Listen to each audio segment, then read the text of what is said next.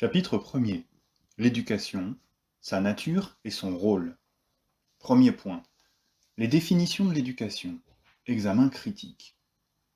Le mot d'éducation a été parfois employé dans un sens très étendu pour désigner l'ensemble des influences que la nature ou les autres hommes peuvent exercer, soit sur notre intelligence, soit sur notre volonté.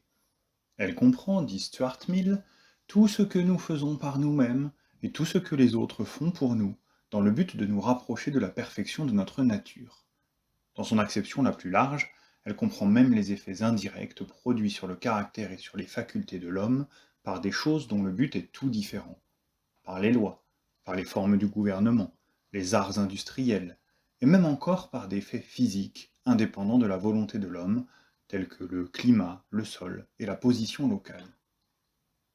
Mais cette définition comprend des faits tout à fait disparates, et que l'on ne peut réunir sous un même vocable sans s'exposer à des confusions. L'action des choses sur les hommes est très différente par ses procédés et ses résultats de celle qui vient des hommes eux-mêmes, et l'action des contemporains sur leurs contemporains diffère de celle que les adultes exercent sur les plus jeunes. C'est cette dernière seule qui nous intéresse ici, et par conséquent, c'est à elle qu'il convient de réserver le mot d'éducation. Mais en quoi consiste cette action sui generis? Des réponses très différentes ont été faites à cette question. Elles peuvent se ramener à deux types principaux. Suivant Kant, le but de l'éducation est de développer dans chaque individu toute la perfection dont il est susceptible. Mais que faut-il entendre par perfection? C'est, a-t-on dit bien souvent, le développement harmonique de toutes les facultés humaines, porter au plus haut point, qui puissent être atteints toutes les puissances qui sont en nous, les réaliser aussi complètement que possible, mais sans qu'elles se nuisent les unes aux autres. N'est-ce pas un idéal au-dessus duquel il ne saurait y en avoir un autre?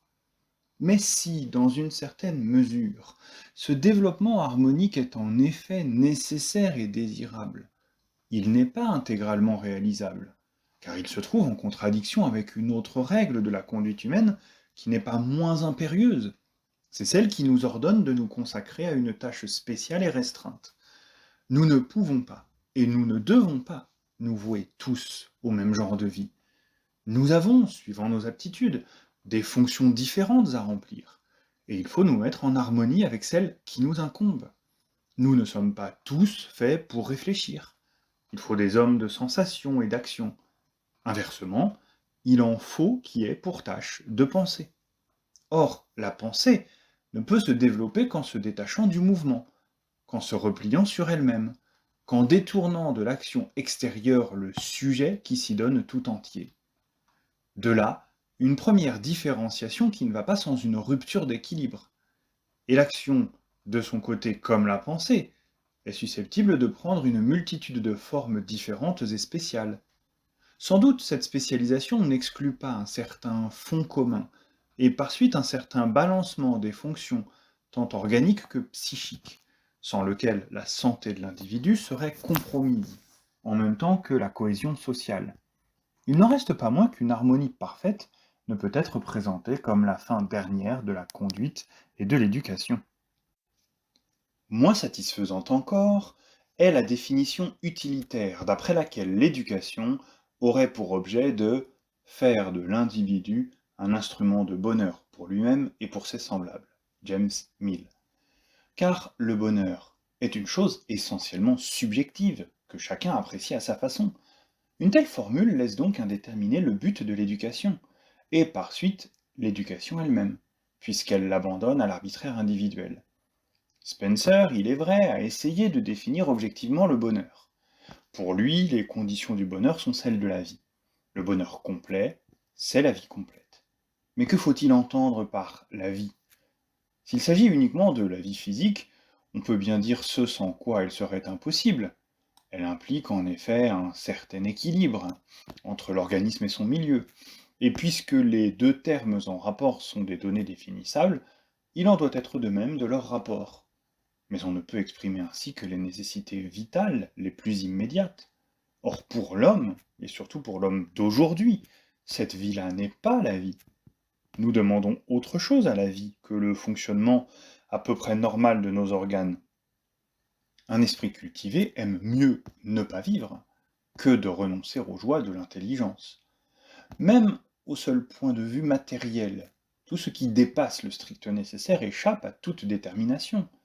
Le standard of life, l'étalon de vie, comme disent les Anglais, le minimum au-dessous duquel il ne nous semble pas qu'on puisse consentir à descendre, varie infiniment suivant les conditions, les milieux et les temps.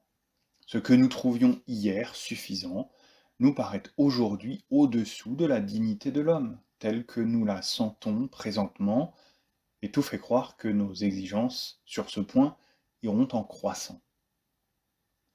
Nous touchons ici au reproche général qu'encourent toutes ces définitions. Elles partent de ce postulat qu'il y a une éducation idéale, parfaite, qui vaut pour tous les hommes, indistinctement. Et c'est cette éducation universelle et unique que le théoricien s'efforce de définir. Mais d'abord, si l'on considère l'histoire, on n'y trouve rien qui confirme une pareille hypothèse. L'éducation a infiniment varié selon les temps et selon les pays. Dans les cités grecques et latines, l'éducation dressait l'individu à se subordonner aveuglément à la collectivité, à devenir la chose de la société. Aujourd'hui, elle s'efforce d'en faire une personnalité autonome. À Athènes, on cherchait à former des esprits délicats, avisés, subtils, épris de mesure et d'harmonie, capables de goûter le beau et les joies de la pure spéculation. À Rome, on voulait avant tout que les enfants devinssent des hommes d'action, passionnés pour la gloire militaire, indifférents à ce qui concerne les arts et les lettres. Au Moyen Âge, l'éducation était avant tout chrétienne. À la Renaissance, elle prend un caractère plus laïque et plus littéraire. Aujourd'hui, la science tend à y prendre la place que l'art y occupait autrefois. Dira-t-on que le fait n'est pas l'idéal ? Que si l'éducation a varié, c'est que les hommes se sont mépris sur ce qu'elle devait être? Mais si l'éducation romaine avait été empreinte d'un individualisme comparable au nôtre, la cité romaine n'aurait pu se maintenir, la civilisation latine n'aurait pu se constituer, ni par suite notre civilisation moderne, qui en est pour partie descendue. Les sociétés chrétiennes du Moyen Âge n'auraient pu vivre si elles avaient fait au libre examen la place que nous lui accordons aujourd'hui. Il y a donc là des nécessités inéluctables dont il est impossible de faire abstraction. À quoi peut servir d'imaginer une éducation qui serait mortelle pour la société qui la mettrait en pratique? Ce postulat si contestable tient lui-même à une erreur plus générale. Si l'on commence par se demander ainsi quelle doit être l'éducation idéale, abstraction faite de toute condition de temps et de lieu, c'est qu'on admet implicitement qu'un système éducatif n'a rien de réel par lui-même. On n'y voit pas un ensemble de pratiques et d'institutions qui se sont organisées lentement au cours du temps, qui sont solidaires de toutes les autres institutions sociales et qui les expriment, et qui par conséquent ne peuvent pas plus être changées à volonté que la structure même de la société. Mais il semble que ce soit un pur système de concepts réalisés. À ce titre, il paraît relever de la seule logique. On imagine que les hommes de chaque temps l'organisent volontairement pour réaliser une fin déterminée, que si cette organisation n'est pas partout la même, c'est que l'on s'est trompé sur la nature soit du but qu'il convient de poursuivre, soit des moyens qui permettent de l'atteindre. De ce point de vue, les éducations du passé apparaissent comme autant d'erreurs, totales ou partielles. Il n'y a donc pas à en tenir compte. Nous n'avons pas à nous solidariser avec les fautes d'observation ou de logique qu'ont pu faire nos devanciers. Mais nous pouvons et nous devons nous poser le problème sans nous occuper des solutions qui en ont été données. C'est-à-dire que, laissant de côté tout ce qui a été, nous n'avons qu'à nous demander ce qui doit être. Les enseignements de l'histoire peuvent, tout au plus, servir à nous épargner la récidive des erreurs qui ont été commises. Mais en fait, chaque société, considérée à un moment déterminé de son développement, a un système d'éducation qui s'impose aux individus, avec une force généralement irrésistible. Il est vain de croire que nous pouvons élever nos enfants comme nous voulons. Il y a des coutumes auxquelles nous sommes tenus de nous conformer. Si nous y dérogeons trop gravement, Elle se venge sur nos enfants. Ceux-ci, une fois adultes, ne se trouvent pas en état de vivre au milieu de leurs contemporains, avec lesquels ils ne sont pas en harmonie. Qu'ils aient été élevés d'après des idées ou trop archaïques, ou trop prématurées, il n'importe, dans un cas comme dans l'autre, ils ne sont pas de leur temps, et par conséquent, ils ne sont pas dans des conditions de vie normales. Il y a donc, à chaque moment du temps, un type régulateur d'éducation dont nous ne pouvons pas nous écarter sans nous heurter à de vives résistances qui contiennent les velléités de dissidence. Or, les coutumes et les idées qui déterminent ce type, ce n'est pas nous, individuellement, qui les avons faites. Elles sont le produit de la vie en commun et elles en expriment les nécessités. Elles sont même en majeure partie l'œuvre des générations antérieures. Tout le passé de l'humanité a contribué à faire cet ensemble de maximes qui dirigent l'éducation d'aujourd'hui. Toute notre histoire y a laissé des traces, et même l'histoire des peuples qui nous ont précédés. C'est ainsi que les organismes supérieurs portent en eux comme l'écho de toute l'évolution biologique dont ils sont l'aboutissement. Lorsqu'on étudie historiquement la manière dont se sont formés et développés les systèmes d'éducation, on s'aperçoit qu'ils dépendent de la religion, de l'organisation politique, du degré de développement des sciences, de l'état de l'industrie, etc. Si on les détache de toutes ces causes historiques, ils deviennent incompréhensibles. Comment dès lors l'individu peut-il prétendre à reconstruire, par le seul effort de sa réflexion privée, ce qui n'est pas une œuvre de la pensée individuelle? Il n'est pas en face d'une table rase, sur laquelle il peut édifier ce qu'il veut, mais de réalités existantes qu'il ne peut ni créer, ni détruire, ni transformer à volonté. Il ne peut agir sur elles que dans la mesure où il a appris à les connaître, où il sait quelle est leur nature et les conditions dont elles dépendent, et il ne peut arriver à le savoir que s'il se met à leur école, que s'il commence par les observer, comme le physicien observe la matière brute et le biologiste les corps vivants. Comment d'ailleurs procéder autrement? Quand on veut déterminer par la seule dialectique ce que doit être l'éducation, il faut commencer par poser quelle fin elle doit avoir. Mais qu'est-ce qui nous permet de dire que l'éducation a telle fin plutôt que telles autres? Nous ne savons pas a priori quelle est la fonction de la respiration ou de la circulation chez l'être vivant. Par quel privilège serions-nous mieux renseignés en ce qui concerne la fonction éducative?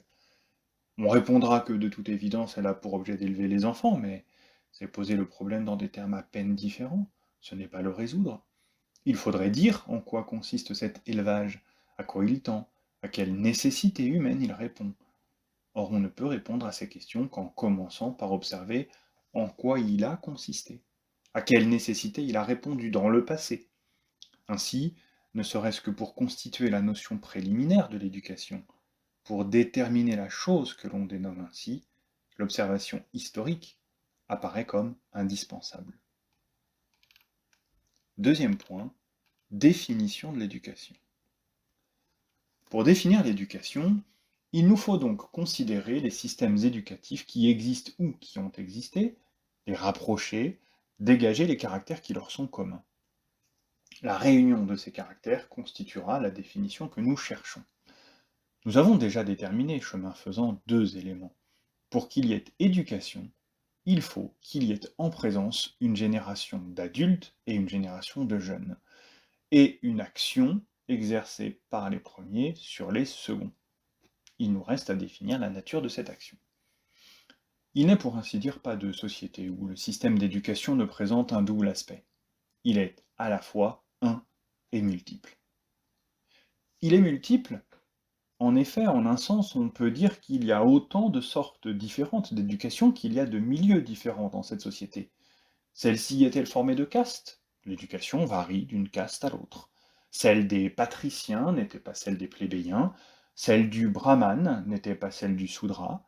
De même, au Moyen Âge, quel écart entre la culture que recevait le jeune page, instruit dans tous les arts de la chevalerie, et celle du vilain, qui s'en allait apprendre à l'école de sa paroisse quelques maigres éléments de compute, de chant et de grammaire.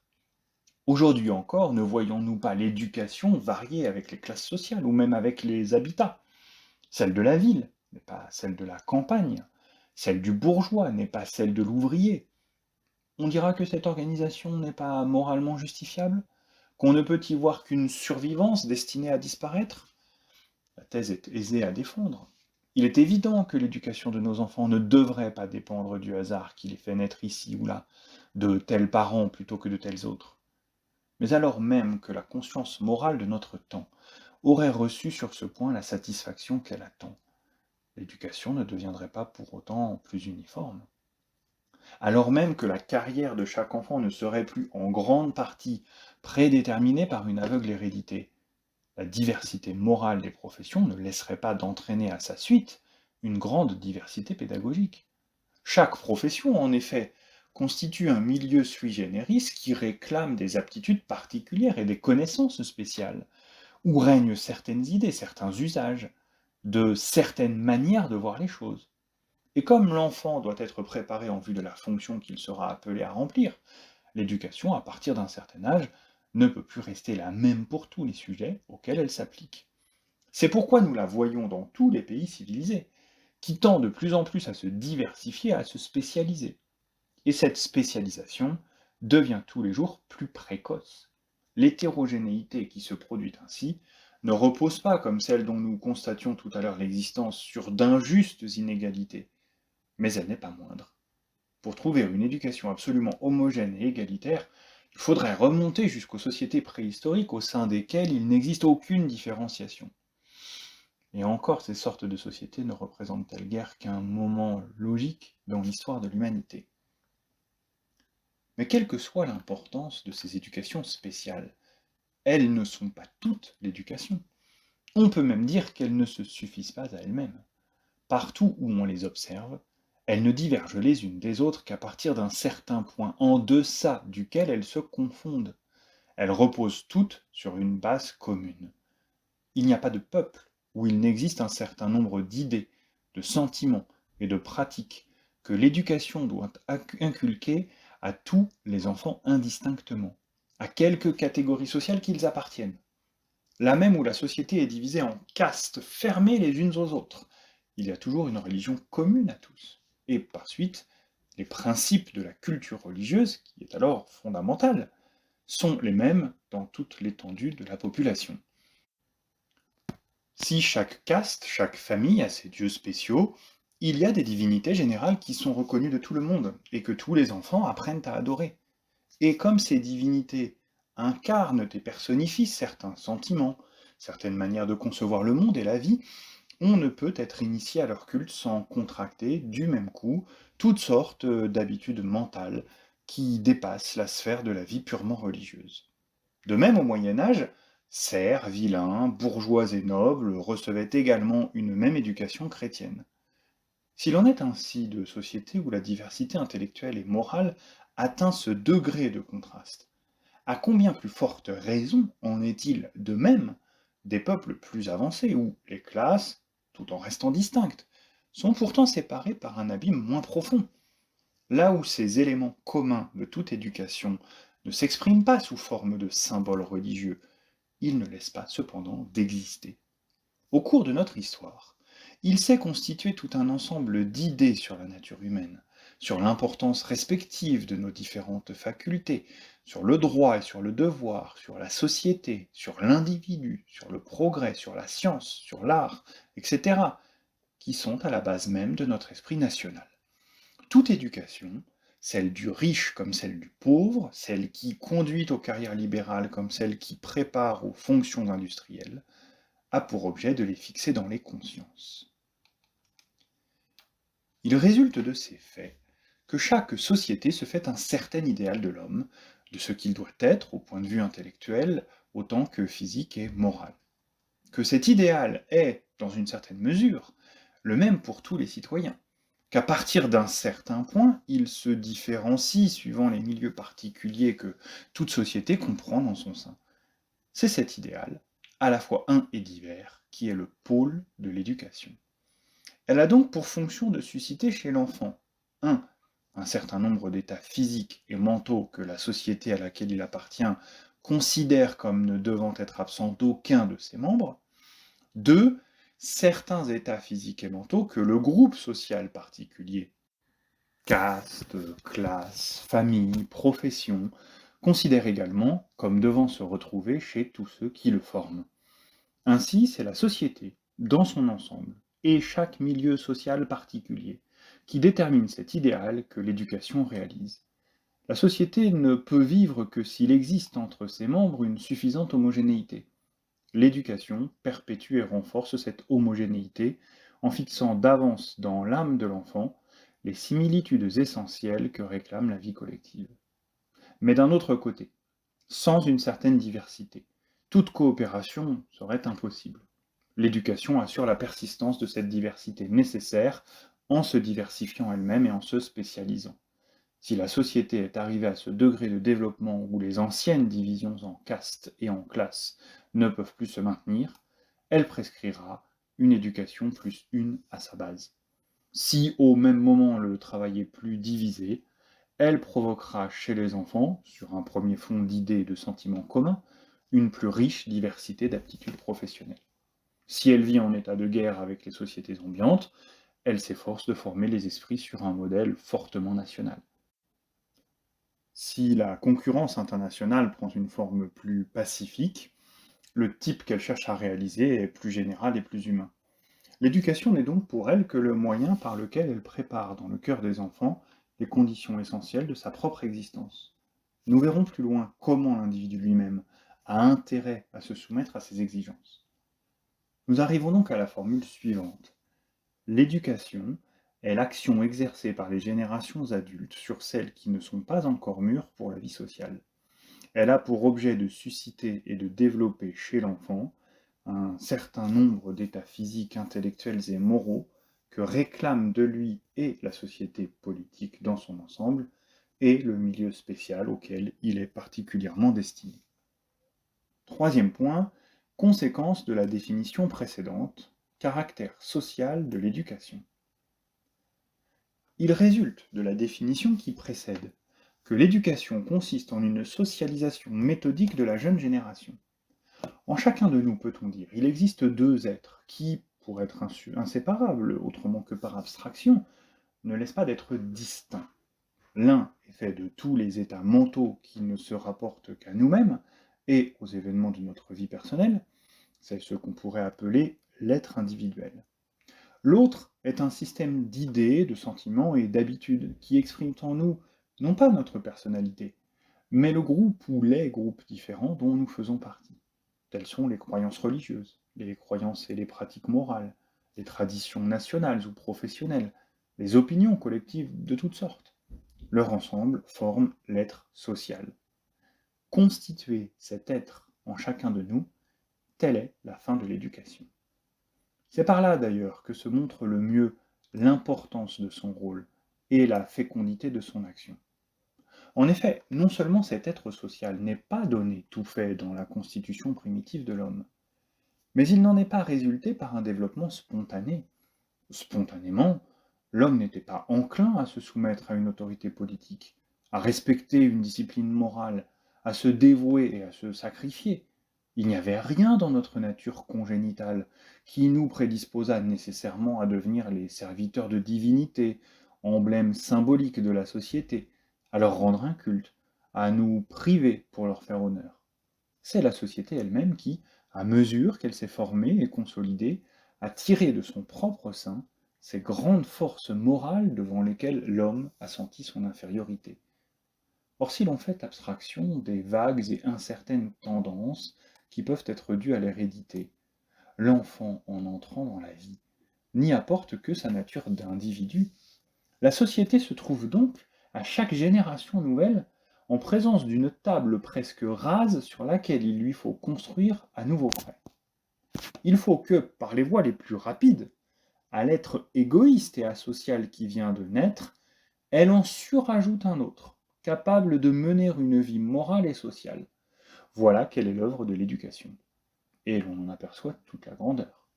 Elle ne se borne pas à développer l'organisme individuel dans le sens marqué par sa nature, à rendre apparentes des puissances cachées qui ne demandaient qu'à se révéler. Elle crée dans l'homme un être nouveau. Cette vertu créatrice est d'ailleurs un privilège spécial de l'éducation humaine. Tout autre est celle que reçoivent les animaux, si l'on peut appeler de ce nom l'entraînement progressif auquel ils sont soumis de la part de leurs parents. Elle peut bien presser le développement de certains instincts qui sommeillent dans l'animal, mais elle ne l'initie pas à une vie nouvelle. Elle facilite le jeu des fonctions naturelles, mais elle ne crée rien. Instruit par sa mère, le petit sait plus vite voler ou faire son nid, mais il n'apprend presque rien qu'il n'eût pu découvrir par son expérience personnelle. C'est que les animaux ou vivent en dehors de tout état social, ou forment des sociétés assez simples qui fonctionnent grâce à des mécanismes instinctifs que chaque individu porte en soi, tout constitué dès sa naissance. L'éducation ne peut donc rien ajouter d'essentiel à la nature, puisque celle-ci suffit à tout, à la vie du groupe comme à celle de l'individu. Au contraire, chez l'homme, les aptitudes de toutes sortes que suppose la vie sociale sont beaucoup trop complexes pour pouvoir s'incarner en quelque sorte dans nos tissus et se matérialiser sous la forme de prédispositions organiques. Il s'ensuit qu'elles ne peuvent se transmettre d'une génération à l'autre par la voie de l'hérédité. C'est par l'éducation que se fait la transmission. Cependant, dira-t-on, si l'on peut concevoir en effet que les qualités proprement morales, parce qu'elles imposent à l'individu des privations, parce qu'elles gênent ses mouvements naturels, ne peuvent être suscitées en nous que sous une action venue du dehors, n'y en a-t-il pas d'autres que tout homme est intéressé à acquérir et recherche spontanément? Telles sont les qualités diverses de l'intelligence, qui lui permettent de mieux approprier sa conduite à la nature des choses. Telles sont aussi les qualités physiques, et tout ce qui contribue à la vigueur et à la santé de l'organisme. Pour celle-là tout au moins, il semble que l'éducation et le développement ne fassent qu'aller au-devant du développement même de la nature, que mener l'individu à un état de perfection relative vers laquelle il tend de lui-même, bien qu'il puisse y atteindre plus rapidement grâce au concours de la société. Mais ce qui montre bien, malgré les apparences, qu'ici comme ailleurs l'éducation répond avant tout à des nécessités sociales, c'est qu'il est des sociétés où ces qualités n'ont pas été cultivées du tout, et qu'en tout cas, elles ont été entendues très différemment selon les sociétés. Il s'en faut que les avantages d'une solide culture intellectuelle aient été reconnus par tous les peuples. La science, l'esprit critique, que nous mettons aujourd'hui si haut, ont été pendant longtemps tenus en suspicion. Ne connaissons-nous pas une grande doctrine qui proclame heureux les pauvres d'esprit? Il faut se garder de croire que cette indifférence pour le savoir ait été artificiellement imposée aux hommes en violation de leur nature. Ils n'ont pas, par eux-mêmes, l'appétit instinctif de science qu'on leur a souvent et arbitrairement prêté. Ils ne désirent la science que dans la mesure où l'expérience leur a appris qu'ils ne peuvent pas s'en passer. Or, pour ce qui concerne l'aménagement de leur vie individuelle, ils n'en avaient que faire. Comme le disait déjà Rousseau, pour satisfaire les nécessités vitales, la sensation, l'expérience et l'instinct pouvaient suffire comme ils suffisent à l'animal. Si l'homme n'avait connu d'autres besoins que ceux très simples qui ont leurs racines dans sa constitution individuelle, il ne se serait pas mis en quête de la science. D'autant plus qu'elle n'a pas été acquise sans laborieux et douloureux efforts. Il n'a connu la soif du savoir que quand la société l'a éveillée en lui, et la société ne l'a éveillé que quand elle-même en a senti le besoin. Ce moment arriva quand la vie sociale, sous toutes ses formes, fut devenue trop complexe pour pouvoir fonctionner autrement que grâce au concours de la pensée réfléchie, c'est-à-dire de la pensée éclairée par la science. Alors, la culture scientifique devint indispensable. Et c'est pourquoi la société la réclame de ses membres et la leur impose comme un devoir. Mais à l'origine, tant que l'organisation sociale est très simple, très peu variée, toujours égale à elle-même, l'aveugle tradition suffit, comme l'instinct à l'animal. Dès lors, la pensée et le libre examen sont inutiles, et même dangereux, puisqu'ils ne peuvent que menacer la tradition. C'est pourquoi ils sont proscrits. Il n'en est pas autrement des qualités physiques. Que l'état du milieu social incline la conscience publique vers l'ascétisme, et l'éducation physique sera rejetée au second plan. C'est un peu ce qui s'est produit dans les écoles du Moyen Âge. Et cet ascétisme était nécessaire. car la seule manière de s'adapter à la rudesse de ces temps difficiles était de l'aimer. De même, suivant le courant de l'opinion, cette même éducation sera entendue dans les sens les plus différents. À Sparte, elle avait surtout pour objet d'endurcir les membres à la fatigue. À Athènes, elle était un moyen de faire des corps beaux à la vue. Au temps de la chevalerie, on lui demandait de former des guerriers agiles et souples. De nos jours, elle n'a plus qu'un but hygiénique et se préoccupe surtout de contenir les dangereux effets d'une culture intellectuelle trop intense. Ainsi, même les qualités qui paraissent, au premier abord, si spontanément désirables, l'individu ne les recherche que quand la société l'y invite, et il les recherche de la façon qu'elle lui prescrit. Nous sommes en mesure de répondre à une question que soulevait tout ce qui précède.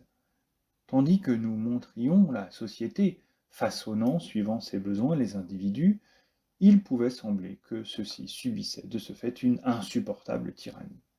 Mais en réalité, ils sont eux-mêmes intéressés à cette soumission, car l'être nouveau que l'action collective, par la voie de l'éducation, édifie ainsi en chacun de nous, représente ce qu'il y a de meilleur en nous, ce qu'il y a en nous de proprement humain. L'homme, en effet, n'est un homme que parce qu'il vit en société. Il est difficile au cours d'un article de démontrer avec rigueur une proposition aussi générale et aussi importante, et qui résume les travaux de la sociologie contemporaine. Mais d'abord, on peut dire qu'elle est de moins en moins contestée. De plus, il n'est pas impossible de rappeler sommairement les faits les plus essentiels qui la justifient. Tout d'abord, s'il est aujourd'hui un fait historiquement établi, c'est que la morale est étroitement en rapport avec la nature des sociétés, puisque comme nous l'avons montré chemin faisant, elle change quand les sociétés changent. C'est donc qu'elle résulte de la vie en commun. C'est la société, en effet, qui nous tire hors de nous-mêmes, qui nous oblige à compter avec d'autres intérêts que les nôtres. C'est elle qui nous a appris à dominer nos passions, nos instincts, à leur faire la loi, à nous gêner, à nous priver, à nous sacrifier, à subordonner nos fins personnelles à des fins plus hautes. Tout le système de représentation qui entretient en nous l'idée et le sentiment de la règle, de la discipline, tant interne qu'externe, c'est la société qui l'a institué dans nos consciences. C'est ainsi que nous avons acquis cette puissance de nous résister à nous-mêmes, cette maîtrise sur nos penchants qui est un des traits distinctifs de la physionomie humaine et qui est d'autant plus développé que nous sommes plus pleinement des hommes. Nous ne devons pas moins à la société au point de vue intellectuel. C'est la science qui élabore les notions cardinales qui dominent notre pensée. Notion de cause, de loi, d'espace, de nombre, notion des corps, de la vie, de la conscience, de la société, etc. Toutes ces idées fondamentales sont perpétuellement en évolution. C'est qu'elles sont le résumé, la résultante de tout le travail scientifique, loin qu'elles en soient le point de départ, comme le croyait Pestalozzi. Nous ne nous représentons pas l'homme, la nature, les causes, l'espace même, comme on se les représentait au Moyen Âge. C'est que nos connaissances et nos méthodes scientifiques ne sont plus les mêmes. Or, la science est une œuvre collective, puisqu'elle suppose une vaste coopération de tous les savants, non seulement d'un même temps, mais de toutes les époques successives de l'histoire. Avant que les sciences ne fussent constituées, la religion remplissait le même office, car toute mythologie consiste en une représentation déjà très élaborée de l'homme et de l'univers. La science, d'ailleurs, a été l'héritière de la religion. Or, une religion est une institution sociale. En apprenant une langue, nous apprenons tout un système d'idées, distinguées et classées, et nous héritons de tout le travail d'où sont sorties ces classifications qui résument des siècles d'expérience. Il y a plus. Sans le langage, nous n'aurions pour ainsi dire pas d'idée générale, car c'est le mot qui, en les fixant, donne au concept une consistance suffisante pour qu'il puisse être manié commodément par l'esprit. C'est donc le langage qui nous a permis de nous élever au-dessus de la pure sensation. Et il n'est pas nécessaire de démontrer que le langage est, au premier chef, une chose sociale. On voit par ces quelques exemples à quoi se réduirait l'homme si l'on en retirait tout ce qu'il tient de la société. Il tomberait au rang de l'animal. S'il a pu dépasser le stade auquel les animaux se sont arrêtés, c'est d'abord qu'il n'est pas réduit au seul fruit de ses efforts personnels, mais coopère régulièrement avec ses semblables, ce qui renforce le rendement de l'activité de chacun. C'est ensuite, et surtout, que les produits du travail d'une génération ne sont pas perdus pour celle qui suit. De ce qu'un animal a pu apprendre au cours de son existence individuelle, presque rien ne peut lui survivre. Au contraire, les résultats de l'expérience humaine se conservent presque intégralement, et jusque dans le détail, grâce aux livres, aux monuments figurés, aux outils, aux instruments de toutes sortes qui se transmettent de génération en génération, à la tradition orale, etc. Le sol de la nature se recouvre ainsi d'une riche alluvion qui va sans cesse en croissant. Au lieu de se dissiper toutes les fois qu'une génération s'éteint et est remplacée par une autre, la sagesse humaine s'accumule sans terme, et c'est cette accumulation indéfinie qui élève l'homme au-dessus de la bête et au-dessus de lui-même. Mais tout comme la coopération, dont il était d'abord question, cette accumulation n'est possible que dans et par la société. Car pour que le legs de chaque génération puisse être conservé et ajouté aux autres, il faut qu'il y ait une personnalité morale qui dure par-dessus les générations qui passent, qui les relie les unes aux autres. C'est la société. Ainsi, l'antagonisme que l'on a trop souvent admis entre la société et l'individu ne correspond à rien dans les faits. Bien loin que ces deux termes s'opposent et ne puissent se développer qu'en sens inverse l'un de l'autre, ils s'impliquent. L'individu, en voulant la société, se veut lui-même. L'action qu'elle exerce sur lui par la voie de l'éducation notamment, n'a nullement pour objet de le comprimer, pour objet et pour effet de le comprimer, de le diminuer, de le dénaturer, mais au contraire de le grandir et d'en faire un être vraiment humain. Sans doute, il ne peut se grandir ainsi qu'en faisant effort, mais c'est que précisément, le pouvoir de faire volontairement effort est une des caractéristiques les plus essentielles de l'homme.